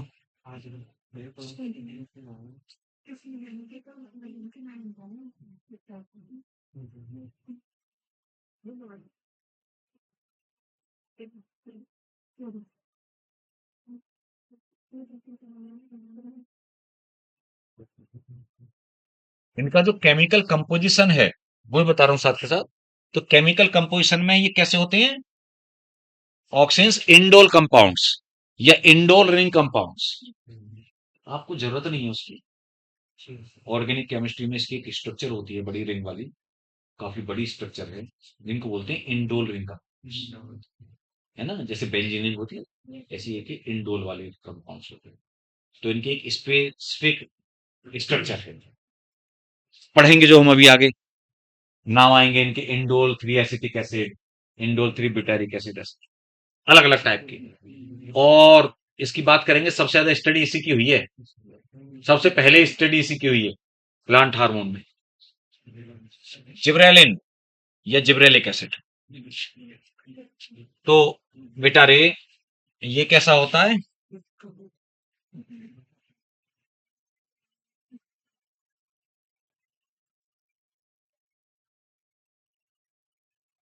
टर्पिनोइड कंपाउंड्स, टर्पीन्स। कोई बच्चा बता सकता है कि टर्पीन क्या होते हैं बायोमोलिक्यूल के अकॉर्डिंग? फर्स्ट सेकंड मेटाबोलाइट्स हाँ, में तरपीज का थोड़े से मोनोटर्पीज और डैश। वो बिल्कुल ठीक बोल रही है बच्चे। लेकिन जैसे मतलब कार्बोहाइड्रेट हैं, शुगर हैं, ना, मतलब प्रोटीन है, फैट है, क्या है? ये फैट होते हैं। फैट जो लिपिड है ना, जैसे तुमने सुना है स्टीरॉल,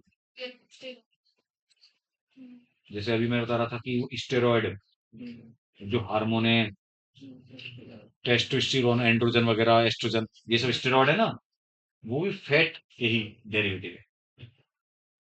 कॉम्प्लेक्स फैट होते हैं ये, कॉम्प्लेक्स लिपिड्स। ठीक है, टर्पीन भी और स्टेरॉइड भी, ध्यान रखिएगा। तो ये जिब्रेलिन्स टर्पीन्स के वो हैं। तो मैंने जैसा कि अभी एक बात बोली, आपने एक बात और सोची, चाहे रिप्रोडक्टिव सिस्टम से रिलेटेड मान लो या एंडोक्राइन से। इसीलिए मैं अभी कल परसों से मजाक ऐसे ही कह रहा था कि है ना फैट वाली बात। तो ऑयल या फैट, ये बिल्कुल ही आजकल जो ट्रेंड चला है ना, कि मतलब बहुत से लोग शहरी और उसमें आपने देखा इंडस्ट्री में बिल्कुल चिकनाई नहीं चाहिए या बिल्कुल ऑयल नहीं चाहिए, बिल्कुल ऑयल लेस बनाएंगे पक्का ऐसे। वो भी गलत है, क्योंकि आपकी बॉडी को, यानी रिप्रोडक्टिव डेवलपमेंट के लिए, या आप जानते हो सेक्स ऑर्गन्स के फॉर्मेशन के लिए भी फैट की रिक्वायरमेंट है, थोड़ी अमाउंट में, मतलब इसका मतलब फैट न्यूरॉन्स, माइलिन शीथ वगैरह बनाने के लिए वहां भी फैट की रिक्वायरमेंट। ब्रेन का डेवलपमेंट भी नहीं होगा अगर बिल्कुल भी घी वगैरह अगर नहीं मिलेगा तो। खैर, मतलब दोनों ही बातें होती हैं, हर चीज ज्यादा नुकसान करती है और बिल्कुल भी नहीं तो वो भी बहुत नुकसान करती है, हर चीज के ऊपर। चलिए बैक टू टॉपिक आते हैं। तो मेरा तो एक फंडा मैं कहता हूँ, पता है, जो बाहर की चीजें भी आप खाते रहते हो ना, मैं कहता हूँ खाते रहोगे सर, लेकिन किसी एक चीज को लग के मत खाओ। जैसे आप, जैसे कि किसी चाउमीन के बहुत ज्यादा लवर हो गए, या पास्ता के लवर हो गए, या समझ रहे ना आप, मंचूरियन के लवर हो गए, नहीं।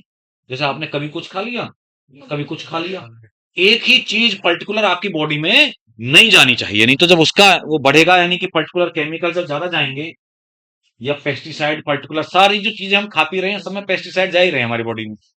तो अगर कोई पर्टिकुलर टॉक्सिन पेस्टिसाइड ज्यादा जाएगा तब वो प्रॉब्लम करेगा, और सारे के सारे कम कम होंगे तो वो इतनी प्रॉब्लम क्रिएट नहीं करेगा। इसीलिए चेंज करते रहना चाहिए अपनी हैबिट फूड की। तो देखिए, साइटोकाइनिन्स, साइटोकाइनिन एक्चुअल में जो हमारा डीएनए होता है, डीएनए में आपने पढ़ा नाइट्रोजन बेस, प्यूरिन्स, पायरिमिडिन्स। अभी आगे मॉलिक्यूलर बेसिस ऑफ इनहेरिटेंस में भी पढ़ोगे। नाइट्रोजन बेस होते हैं ना बेटा, क्षार जो होते हैं वो, उसमें दो होते हैं, एक प्यूरिन और एक पिरिमिडिन। प्यूरिन कौन कौन से होते हैं? और साइटोसिन, थाइमिन, पिरिमिडीन, और यूरेसिल भी आरएनए अगर है तो यूरेसिल, डीएनए है तो बेटा थाइमिन। तो देखिए कमाल की बात कि जो प्लांट हार्मोन है साइटोकाइनिन, वो एडेनिन डेरिवेटिव है। एडेनिन यानी प्यूरिन, प्यूरिन डेरिवेटिव है, एडेनिन डेरिवेटिव है।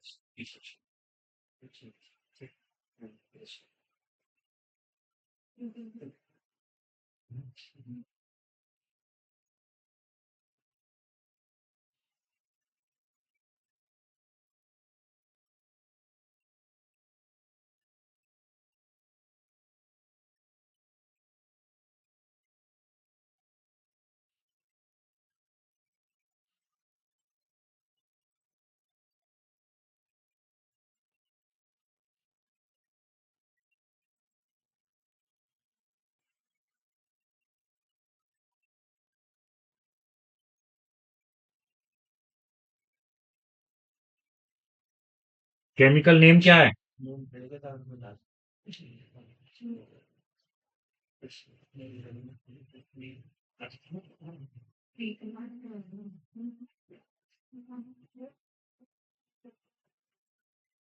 क्या धमाकेदार नाम है, Furfuri Furfuri. N6 फुरफुराइल amino purine. वो फुरफुरी अगर किसी ने बोला, वो उसमें कुछ मोटू पतलू में किसी ने आता ना फुरफुरी नगर।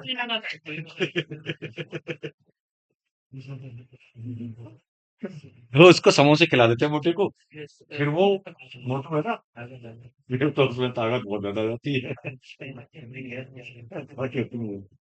यार वो गलत हो रहा है। वो मतलब ज्यादा बच्चों को समोसे के प्रति वो कर जा रहा है।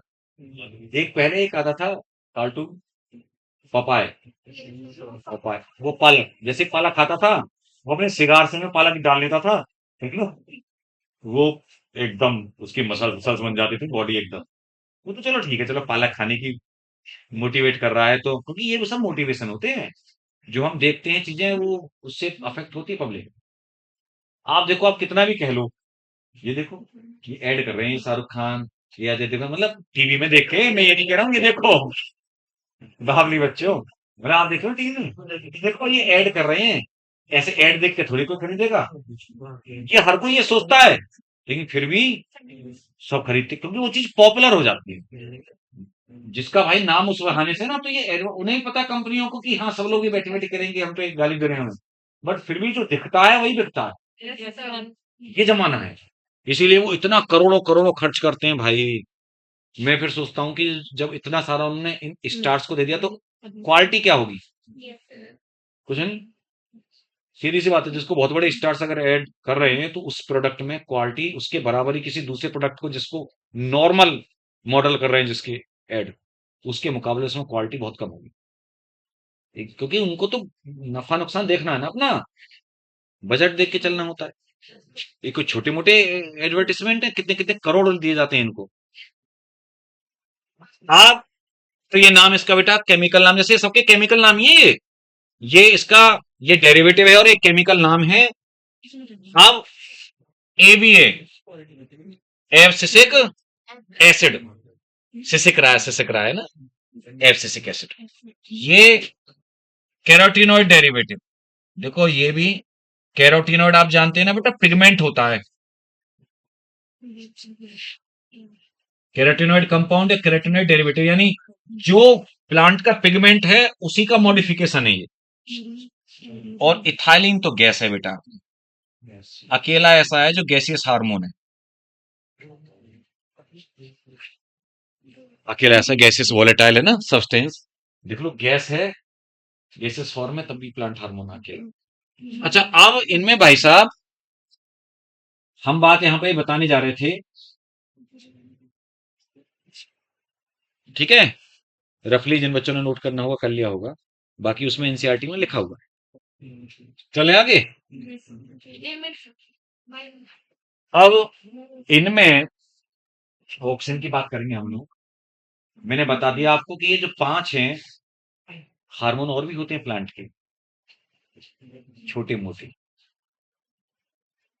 छुटकी मुटकी से, है ना, मेन हार्मोन नहीं है। इसीलिए आपको ये 5 मेन पढ़ने होते हैं। ऐसे ऐसे नाम है कि आप कहोगे कि ये क्या नाम बोल रहे हो सर, है ना?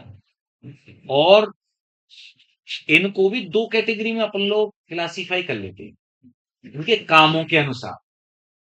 जिनके ज्यादातर काम जैसे हैं, तो 2 कैटेगरी में जो हम बोल देते हैं इनको पीजीआर को, वो कौन-कौन सी हैं बताएंगे आप?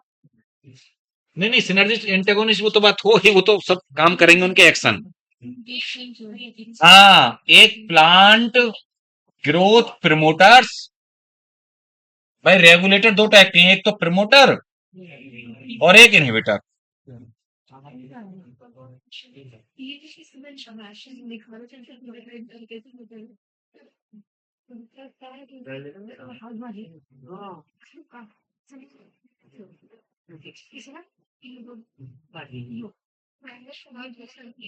देखिए इसमें आता है ऑक्सिन, सी के शॉर्ट में बोल देते हैं साइटोकाइनिन, और जीए जिबरेलिक एसिड। अच्छा एक चीज और सुनो, आपने एक चीज देखी कि इनका ये तो कंपाउंड तो अलग अलग ठीक थे, लेकिन एसिडिक नेचर किस किस का था? ऑक्सिन का भी, indole 3 acetic acid, gibberellic acid, और देखो एसिटिक एसिड। तो 3 ऐसे भी हैं इनमें जिनका एसिडिक नेचर है। मतलब क्वेश्चन कल को जैसे आ जाए कि which of the following have acidic nature, तो आपको केवल ये दिमाग में नहीं रखना है कि, है ना, जिब्रेलिक एसिड याद रहता है ज्यादातर। आपको 3 नाम लगाने हैं, और वैसे अपना केमिकली देखें तो अलग अलग है। एसिडिक, ये तो नेचर हो गया ना बेटा, एक ऐसा एसिडिक नेचर या बेस नेचर पीएच के अकॉर्डिंग। और इसमें आपके 2 आ जाती हैं, ethylene and AB, abscisic acid.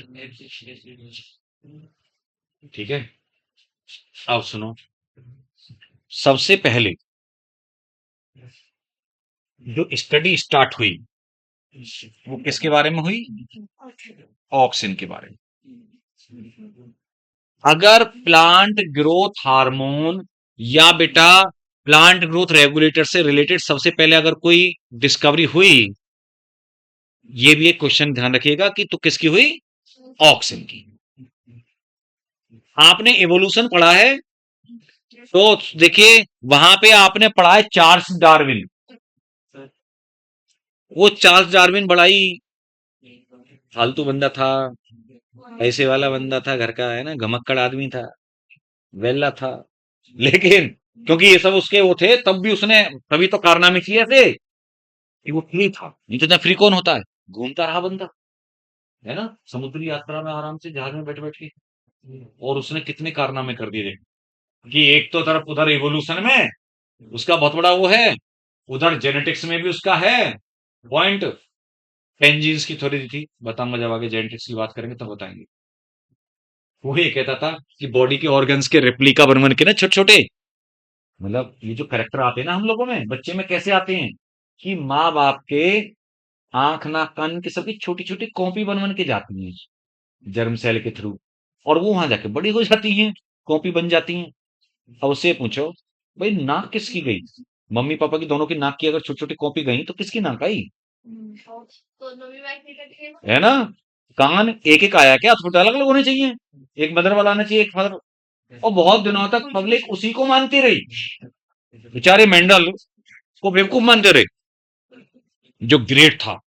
बताऊंगा जब पढ़ाऊंगा जेनेटिक्स तो बताऊंगा मेंडल तो ग्रेट बंदा था, क्योंकि जिसने 50 साल पहले की जो बातें, अगर कोई तुमसे, आज तो खैर आप बहुत अवेयर और सोशल मीडिया है, तो आप कि आगे 50 साल बाद क्या होगा ये भी सोच सकते हो। उस समय कोई ये नहीं सोचता था कि ऐसा होगा, या कुछ जीन भी कोई चीज होगी, एजेंट, कुछ नहीं जानते थे। और उसका दिमाग तो उसे पागल कहा लोगों ने बेचारे को, मतलब समय से पहले पैदा हो गया था वो। खैर उस समय आएंगे, लेकिन आज भी उसका नाम फादर ऑफ जेनेटिक्स है भाई साहब, है ना। सारा जो जेनेटिक्स जिन तंबुओं पे बम्बुओं पे खड़ा है ना, वो सब मेंडल के ही दिए हुए हैं। मतलब चाहे कितना भी एडवांस हो जाए, जेनेटिक्स बहुत एडवांस है, लेकिन बेसिक वही रहेगा। हाँ, तो खैर वो मैं ज्यादा भावनाओं में चला जाऊंगा, बह जाऊंगा, क्योंकि मैं उसको बायोलॉजी का ग्रेट साइंटिस्ट मानता हूँ भाई। तो मैं यहाँ पर ये बात बोल रहा था, तो चार्ल्स डार्विन और उनके अपने सुपुत्र को भी अपने साथ लगा लिया कि चल तू भी मजे ले, फ्री में बैठा है। तो फ्रांसिस डार्विन, चार्ल्स डार्विन और उनके बेटा फ्रांसिस डार्विन। ये इन्होंने सबसे पहले काम किया बेटा कैनरी ग्रास पे। किस पे वर्क किया? Canary grass. ये नाम याद रखिएगा क्योंकि दो नाम आएंगे, एक ओट आएगा ऑक्सिन में, एक ये नाम। तो कैनरी ग्रास के ऊपर वर्क किया और ऑक्सिन की डिस्कवरी की। हालांकि नाम नहीं दिया उन्होंने ऑक्सिन ऑक्सिन, उन्होंने ये कहा इसकी कैनरी ग्रास के बेटा टिप पे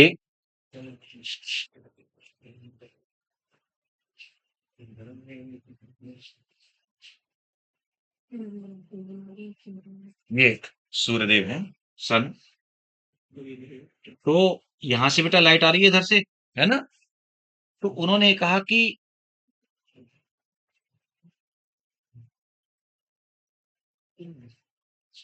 ये कोलियोप्टाइल या सीलियोप्टाइल बोलते हैं बहुत से बच्चे, ऑफ कैनरी ग्रास, यानी उसका वो टिप है या अपेक्स है, ठीक है, स्टेम का, उसका। ग्रास की तो आप जानते हैं कितना सा जो। तो उन्होंने ये देखा कि जिधर से सनलाइट आ रही है ना इधर से, तो ये उसके लिए कर्वेचर शो कर रहा है। क्या शो कर रहा है? कर्वेचर। यानी ये इधर को ऐसे कर्व्ड हो जाएगा, है ना? जैसे ये ए है, ये बी डायग्राम। हालांकि ये आगे वेंट में भी यही काम करेगा डायग्राम मेरा, बस ये है कि वहां पे अंतर हो जाएगा कि उसने नाम दे दिया था प्रॉपर और दूसरे प्लांट पे काम किया था। तो ये इस टाइप से आप देख रहे हो कि कर्वेचर आ गया, आगे नहीं आ गया? लेकिन ये थोड़ा सा ज्यादा यहाँ पे आके वो थिक भी हो गया ना। दोबारा से बनाते हैं इसको। अब ठीक है ना? तो एक्चुअल में क्या है, टिप में अपेक्स पे ऑक्सीजन की रहने की टेंडेंसी होती है, बाद में पता चला। तो इन्होंने कहा था कि लाइट के स्टिमुलस, स्टिमुलाई, स्टिमुलाई शब्द यूज किया था, है ना? मतलब कोई एक मतलब यूनिलेटरल इल्यूमिनेशन जब होता है, यूनिलेटरल इल्यूमिनेशन शब्द का मतलब होता है एक साइड से, एक डायरेक्शन से जब लाइट आ रही है। तो इनका जो टिप है या कोलेप्टाइल है, वो उसके लिए रेस्पॉन्ड करता है और कर्वेचर हो जाता है टुवार्ड्स द सनलाइट, है ना? तो उसको स्टिमुलाई स्टिमुलाई बोला कि लाइट स्टिमुलाई की वजह से कर्वेचर हो गया, उसमें लाइट स्टिमुलाई ने कर्वेचर कर दिया। जैसे मेंडल ने वो फैक्टर फैक्टर बोलते रहते जीन के। एक्चुअल में अब देखो इसी डायग्राम से रिलेट करके बता रहा हूं कि फिर आए वेंट, कौन आए? F W went. इस पे एग्जाम में भी क्वेश्चन नीट में आ चुका है। एफ डब्ल्यू वेंट वो बड़ा कठिन बन के आया हुआ था। एफ डब्ल्यू वेंट ने काम किया ओट के ऊपर। ओट, या मैं इसका बॉटनिकल नेम बोलूं एविना, दोनों नाम आपको पता रहने चाहिए। एनसीईआरटी में वैसे ओट तो लिखा हुआ है, ओट कोलियोप्टाइल पे या एविना। ओट मतलब जई, आप जानते हो गेहूं, जौ, जई, बाजरा। तो जो जई बोलते हैं, जई, हाँ जई जानवरों के लिए चारे की तरफ बेटा उगाते भी हैं जई। हमने वाला जो हम गाँव में किसान, हाँ है जबी, हाँ हम जई बोलते थे, जई। वैसे लिखा हो जाता है ना जो, वो बेटा ऐसे लिखा जाता है, जो ऐसे लिखा जाता है। जैसे जवा बोलते हो अगर आप, जो। ज्वार अलग है, वो अलग होता है। ज्वार तो अलग है। ये बाजरा ऐसे लिखा जाता है, बाजरा, है ना? तो मैं आपको बता दूं, ये जो है ये जानवरों के चारे की तरह उगाए जाते थे, है ना? और ये बाजरा भी फिर बाद में फिर उसका वो भी निकाले। तो आजकल तो आप जानते हो कि ये जो बाजरा ज्वार जो जानवरों को खिलाए जाते थे ना, आजकल इनकी तो बहुत मार्केट में वैल्यू। मिलेट्स के फॉर्म के भाई, मिक्स आटा, मिक्सी आटा, इनको लेना ये बड़े महंगे हो गए हैं। तो गांव में तो ये पहले गेहूं की वैल्यू बहुत ज्यादा, मतलब इनको तो पहले से खाते रहते हमारे पूर्वज, मक्का, ज्वार, बाजरा। तो खैर, तो ये जई का नाम है एक्चुअली हिंदी में ओट, और हैव ना ओट।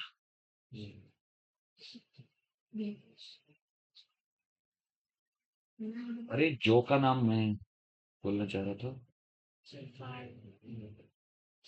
बार्ले। बार्ले जो होता है ना बेटा, उसी की जो बियर बियर बनती है, बार्ले। सही बोली, बार्ले कहते हैं उसे।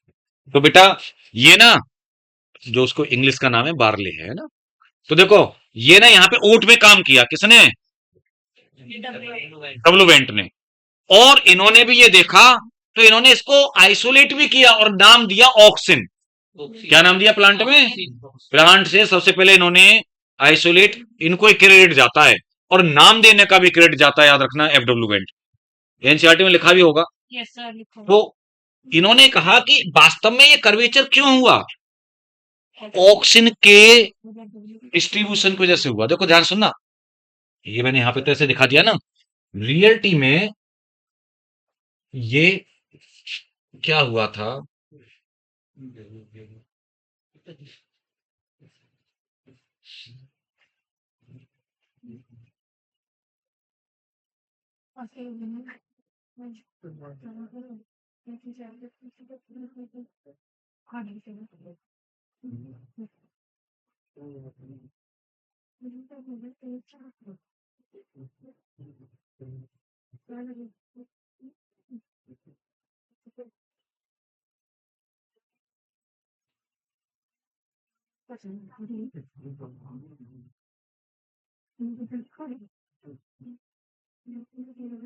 देखो कर्वेचर क्यों आया वास्तव में, यहां पर ये पूरे में ऑक्सीजन है।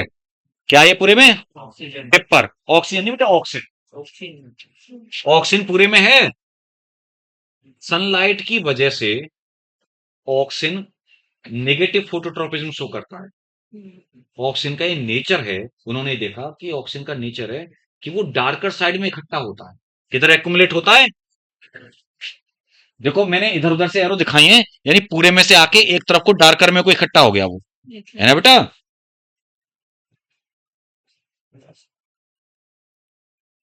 डार्कर साइड, लाइट वाली साइड से इकट्ठा किस साइड में को हो गया, जैसे ये है, तो इधर इस साइड में हाफ में को इकट्ठा हो गया, इधर से सामने से डर के मारे भाग गया, मतलब वो उससे नेगेटिव वो शो करता है रिएक्शन। और जिधर ऑक्सीजन इकट्ठा हो गया, ऑक्सीजन की वजह से ग्रोथ होती है, ऑक्सीजन की वजह से क्या होती है, ग्रोथ। तो जिधर ऑक्सीजन इकट्ठा हो गया उधर ग्रोथ ज्यादा हो गई। और जिस, समझ रहे हो मेरी बात को आप, जैसे देखना ये हिस्सा है, अब इधर वाले हिस्से की ग्रोथ ज्यादा हो गई, है ना, इधर की कम हुई, तो कर्वेचर आ गया नहीं आ गया, कर्वेचर टुवार्ड्स द लाइट आ गया। Curvature occurs towards light due to accumulation of oxygen towards darker side. इसीलिए ऑक्सीजन का मतलब अनइक्वल डिस्ट्रीब्यूशन हो गया, इसीलिए कर्वेचर आया। अगर मान लो सनलाइट दूसरी साइड में रख देना हम, इधर सनलाइट का सोर्स इधर से दे दें, तो इधर इकट्ठा होता, फिर कर्वेचर इधर को आता। तो लाइट की वजह से कर्वेचर नहीं आ रहा था, लाइट स्टिमुलाई से, वास्तव में लाइट की वजह से ऑक्सीजन का डिस्ट्रीब्यूशन अनइक्वल हो रहा था। अगर मान लो लाइट नॉर्मल पड़ रही है किसी एक साइड से नहीं, तो वो सीधा बढ़ता जाएगा, ग्रोथ तो तब भी होगी, बस वो कर्वेचर नहीं होगा, सीधा ग्रोथ करता जाएगा बेटा। वो तो ऑक्सीजन तो ग्रोथ कराएगा ही, उसका तो नेचर ही ग्रोथ हार्मोन है, बहुत इंपॉर्टेंट ग्रोथ हार्मोन है, फिर ये सीधा ग्रोथ करता जाएगा। बात खोपड़िया माई तुम्हारी। अच्छा, काफी सारे वो किए थे इसने, वेंट ने एक्सपेरिमेंट, मतलब कोई एक नहीं किया, मतलब मैं ऐसे ही बता रहा हूँ यहाँ पे, जो इकट्ठे से डायग्राम से बने ना कई सारे। एक क्या किया, फिर उसने इसके ऊपर एक कपड़ा, काला कपड़ा ढक दिया, या कोई टिन फॉइल वगैरह ढक दी ऊपर टिप पे। अब क्या है कि सनलाइट का उसको रेस्पॉन्स नहीं मिला ना, कि किधर से आ रही है किधर से नहीं आ रही है, तो नॉर्मल ग्रोथ होती रही ऊपर की तरफ, कर्वेचर नहीं आया। कर्वेचर ये होता है क्वेश्चन की, अगर मान लो ऐसे ब्लैक क्लॉथ या कुछ ऐसा रख दिया, तो बेटा कर्वेचर नहीं आया। और अगर आपने टिप को काट दिया, क्या कर दिया, यहां पे इसको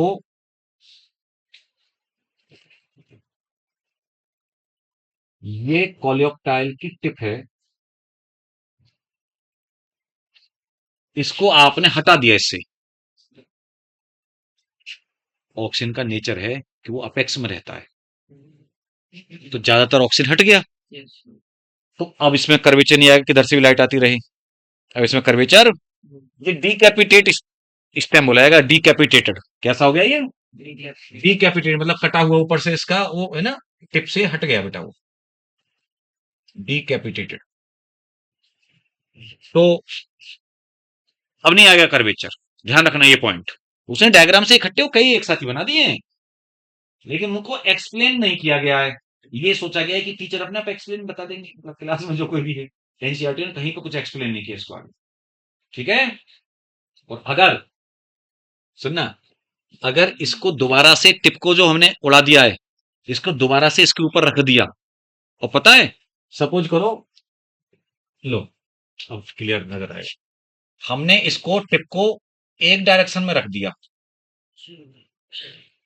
समझ रहे हो ना आप, तो कर्वेचर इधर को आएगा। अगर हमने इसको सॉरी इधर रख दिया, तो कर्वेचर इस साइड में आएगा, है ना। ये वही है टिप जो थी, कोलेप्टाइल टिप। ये इस तरीके से समझने के लिए डायग्राम होते हैं। अच्छा, अगर हमने क्या किया, अगर हमने टिप्स को काट के उड़ा के और अगर ब्लॉक्स पे रख दिया, अगर अगर अगर जो होता है अगर ब्लॉक, ये भी एक इसका डिस्कवरी थी। इस पे हमने इनको टिप्स को ऐसे रख दिया बेटा, ये टिप्स हैं, कोलेप्टाइल टिप्स।